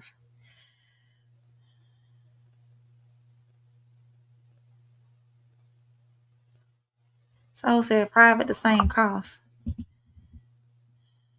No, so private here in my area is like 6,000 to 7,500, not 60,000. Private schools in my area. It may go upwards as like 10,000, but not, and that's per school year. So I wouldn't say that. I don't know. So Penny said, as for socializing, it's more constructive to put the child in a situation to speak with an adult in a business sense or create play dates. Okay. Penny said, so yeah, they worth it if I can make sure they are not going to school naked. Oh man. Richard said, that's hard to answer because a lot of places low key only respect universities. Other colleges just dead. Okay. So I was laughing at Penny. Yeah. Oh man. So y'all make sure y'all check on y'all babies. Okay. This segment was just about make sure we check on our babies, make sure we check and make sure that other than, hey, did you do your homework? Make sure we check and see how they feel and how they process their day and whatnot. Okay. And moving on to hometown rain, we're gonna get into some of our local school systems and what they're doing. Muskogee County, there's a lot of counties around in my area that are starting tomorrow. Muskogee County is starting tomorrow. Russell County schools are starting later on in the week. I don't know about as far as the private school goes, but we're gonna move on to hometown rain. Let's see.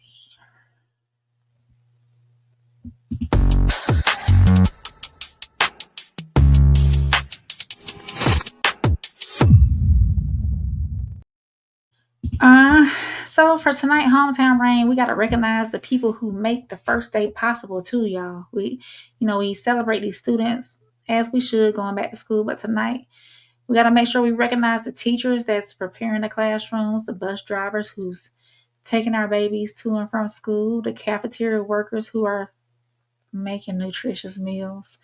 That's another thing too.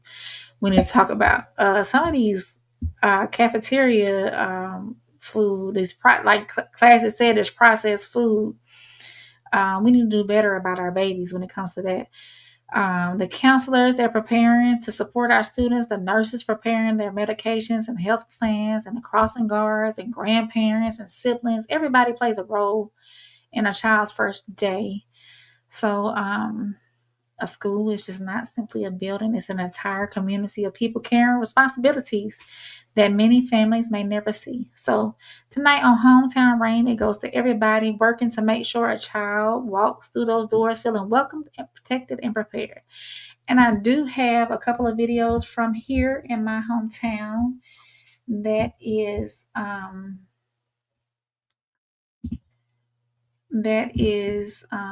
got some information for people who are catching this from my hometown. Let's see. What is that?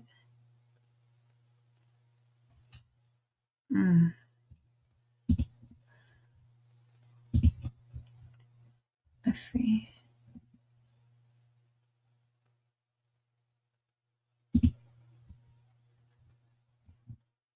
This is from my local school. School starting in just a few days across Columbus, and tonight we're making sure your family is ready, from vaccines and required screenings to registration and bus delays.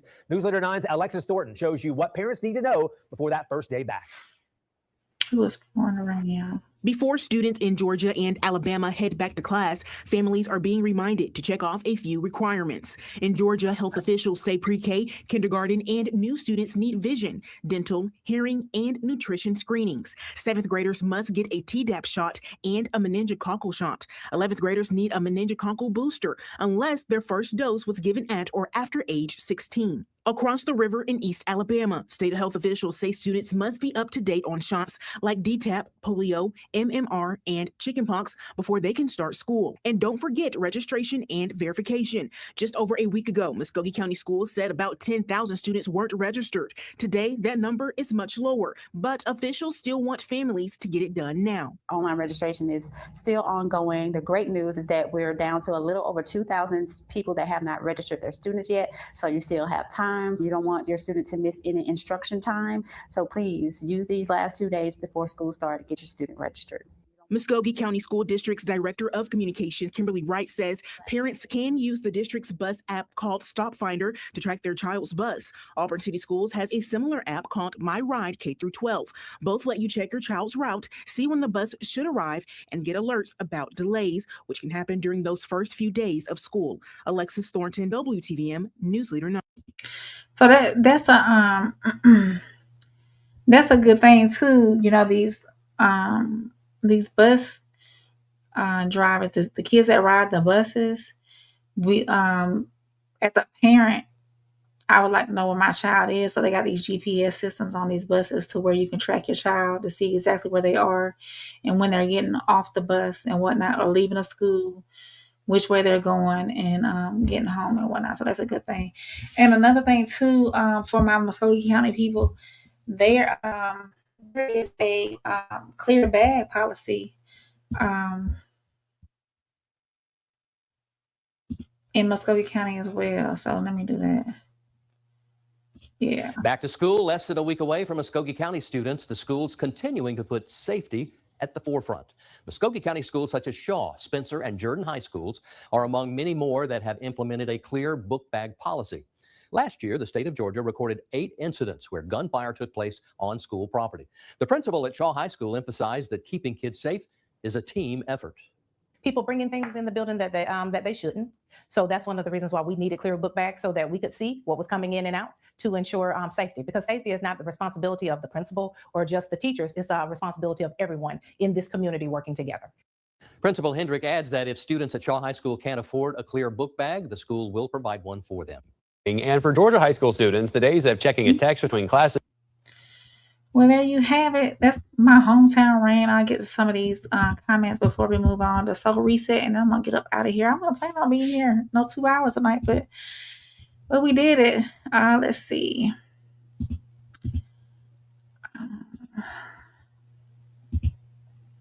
Let's see what y'all got going on in the chat.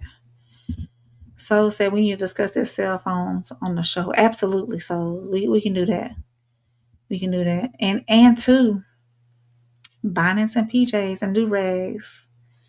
Yeah, that's happening down here near me. Tuskegee University has at the higher level of education has banned students from coming to class with bonnets and do-rags on as well. So we can tap into both of that if you want to. So Richard said autocorrect has won today. I was wondering, Richard, you had me thinking.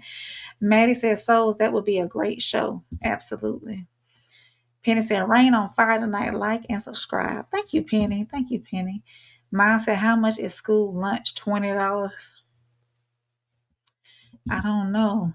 Maddie said, don't forget to share. Yeah, if y'all catching this, please make sure y'all share it with somebody. Tell them to subscribe too. I'm trying to get monetized, y'all. I need some more watch hours, and I need some more. We're over halfway there to the 500 subscribers needed to get monetized, and I need a whole lot of watch hours. So, but we getting there. It's a slow crawl, but we making it. Penny said, here we go with these shots again. Kyrie, where you at? So said, so you live in this late talking about first day anxiety. So you live this late talking about first day anxiety. Yeah, I am. I am. I had a lot going on this afternoon, this evening, trying to get prepared. You know, you want things organized and uniform pressed just right. Got everything, the shoes laid out, everything just right. The book bag all organized and laundry finished. So yeah. Maddie said we started to clear backpacks last year. Maddie, do you think that made a difference in overall the incidents that you've seen between last year and the year before? So said Maddie, Rain, and them. So you lied this late talking about first day anxiety.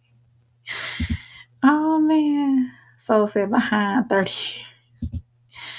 Penny said I approve of the bonnet and do-rag ban. All right, Penny. All right.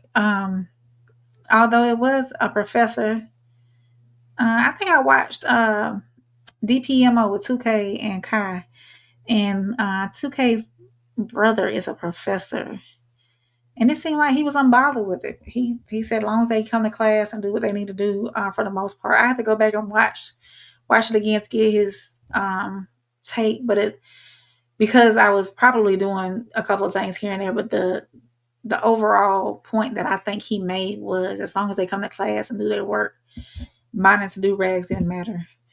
Maddie said, nope, they were still bringing guns and drugs to school.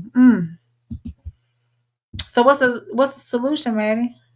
I mean, yeah, because they can hide it on themselves, right? Yeah. Maddie said, Penny said, Maddie, so they could see guns and drugs clearly. Hey. It's we gonna we're gonna it just Mary said, I have no clue. It's sad, I don't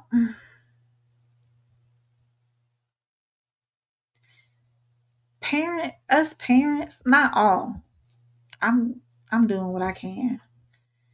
But the parents in these situations where these kids are bringing these guns and drugs and other things that they don't need to be having at school, period. It's sad. It's sad.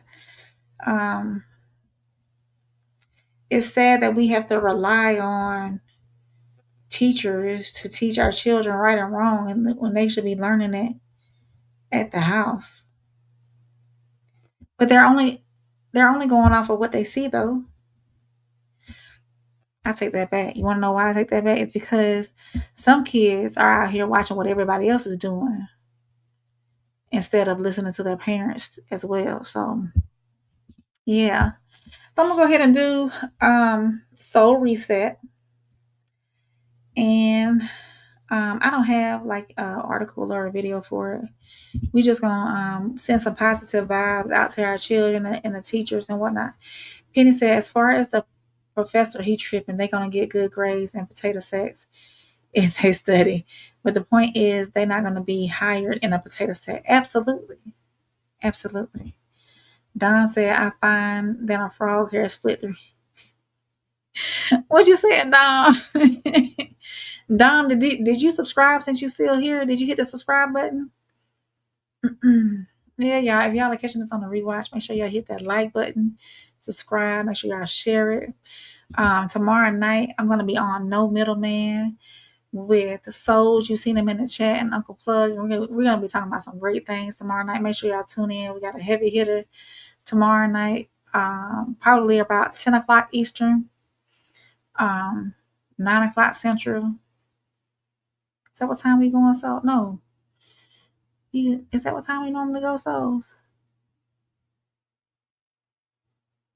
I can't remember. It'd be around that time. Y'all check, okay?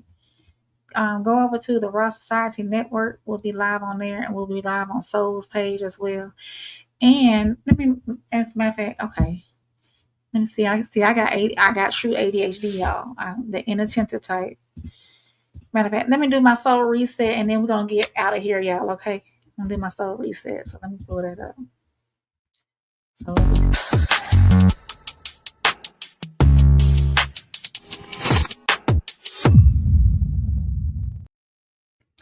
So as I close tonight, I want to leave something positive with every student, teacher, and parent step into the new school year.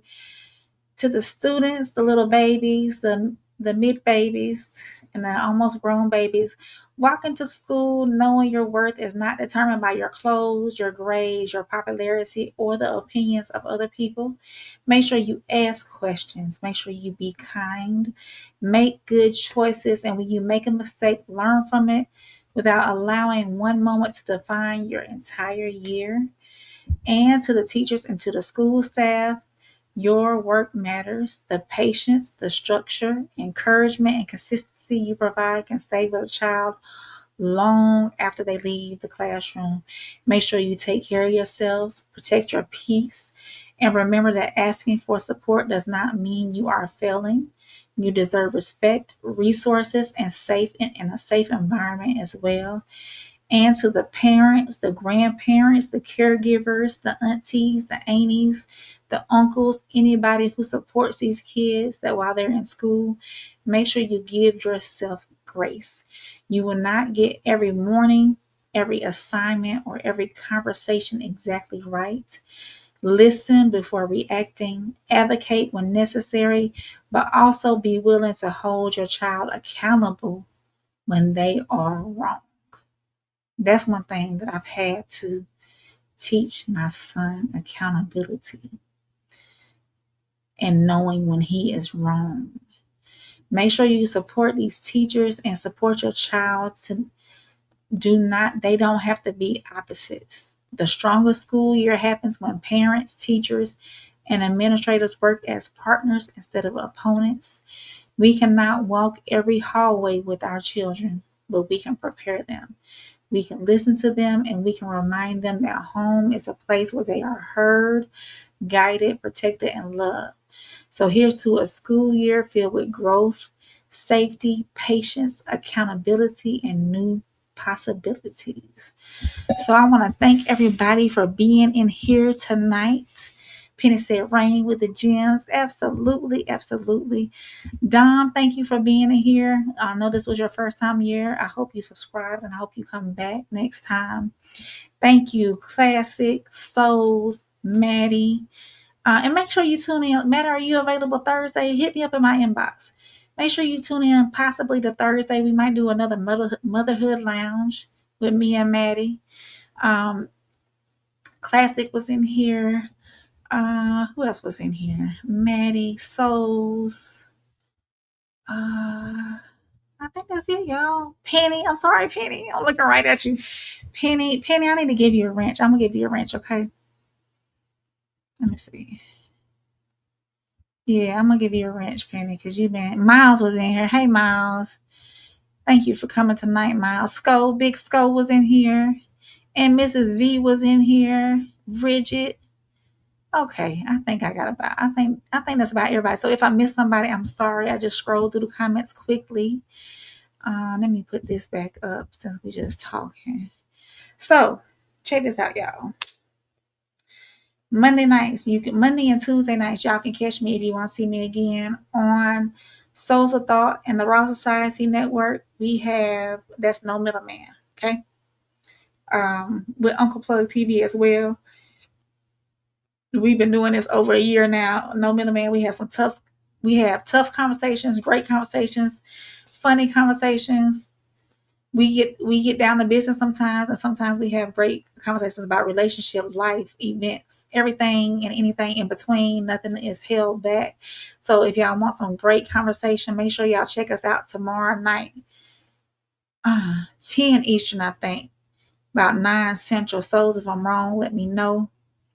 I think that's the time we normally go on Monday and Tuesday nights. So you can catch me there. We are doing this Wednesday, we're going to finish up Playback and Perspectives with The Polygamist. We're going to do episodes 12 through the end. I think it was 21 episodes. We're going to go ahead and get that out the way because our next movie is called Princess of the Rope. And y'all can find that right here on YouTube. Princess of the Rope will be our next one. And then We should be discussing that next week after this. So make sure y'all tune in to that as well. Go ahead and watch it. If you have not watched The Polygamist and you don't want any spoilers, don't watch Playback and Perspectives, okay? If you want spoilers and you have watched, or if you want spoilers, then it's fine. But if you have watched it and you want to join in on the conversation, me and Souls will be doing that on Wednesday. Probably, I got to check his schedule. Probably normal time that we go between 8 and 9 o'clock Eastern time. And then on Thursday, if Maddie is available, we'll probably be doing another episode of the Motherhood Lounge. So, and that'll be strictly right here on my channel. So yeah, y'all catch me next week. I do want to do, I will put this out there in the air, and if y'all want to tune in, y'all can. I want to do a Sko, he good for right now. He not a troll. So this is his first time here. So just let him, you good, Sko. I appreciate you. Let him be for right now. He been cool. He been cool. He been cool for the most part. So you can let him live to see another day. But Dom, our moderator, Dom, our moderators, they be on the rooftops, okay? We don't play no business around here when it comes to trolls and whatnot. So but no, just make sure y'all keep your notifications on.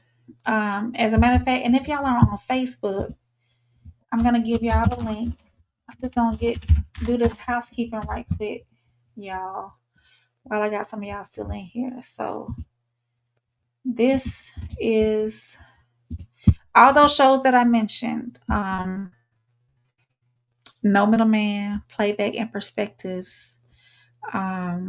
Souls, you saw him in the chat. He does a sports show with Uncle Plug, 1181 Pressure Plays. And actually, they're gonna start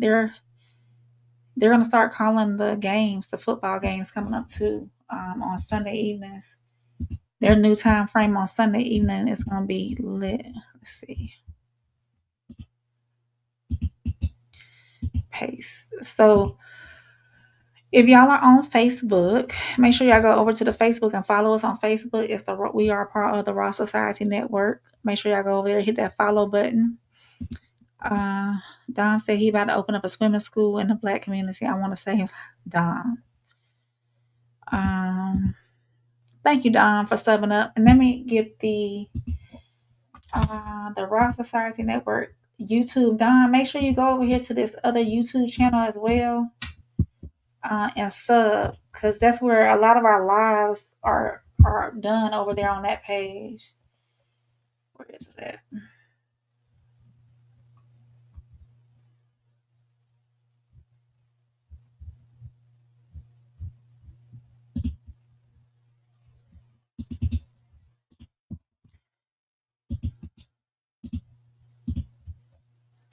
So Don, make sure you go over to that page right there, the Raw Society Network. And that's all those shows that I just mentioned. If you want to be part of the conversation, we have good live streams over there as well. So check out that page. Hit subscribe on that page as well. And you can catch me all week live, Sunday, Monday, Tuesday, Wednesday. Well, No Middleman is gonna, when football really starts rolling, No Middleman will change from Monday, Tuesday to Tuesday, Wednesday because of Monday Night Football. So because 1181 is gonna turn into on Mondays for Monday Night Football. So make sure you go over to the Raw Society Network, check that out, and find most of our shows there. So yeah. Other than that, y'all, catch me live the rest of the week. Dom, I appreciate you being here. I appreciate everybody coming in to the chat. Y'all kept my chat lit today. Classic. Penny, Souls, Maddie, all of y'all. Sko came in. So yeah, I appreciate y'all being here. So tonight, let me recap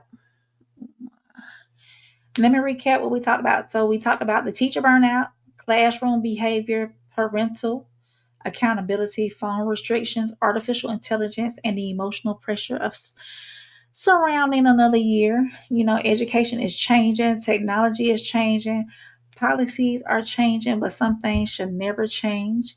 Children still need boundaries, teachers need support, and parents still deserve transparency.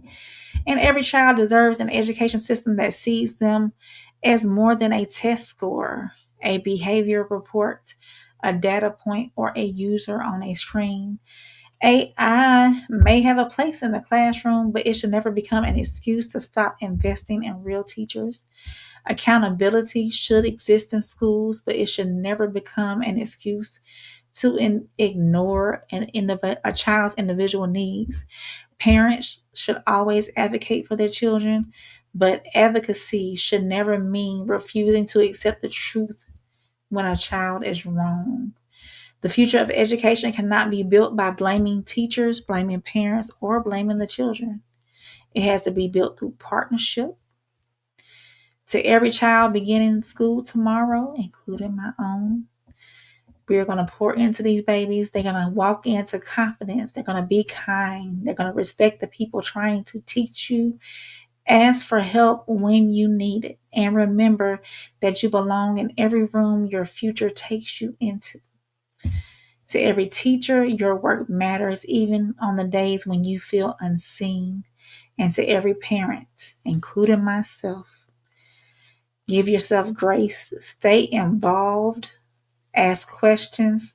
Listen carefully and keep showing up. So this has been the Weekly Rain Report. Real stories, real perspective, real impact. And to all of our students, parents, teachers, and school staffs, welcome back to school. Thank y'all for joining me tonight. I am your girl, Soft Rain. This has been the Weekly Rain Report. I will catch y'all next time.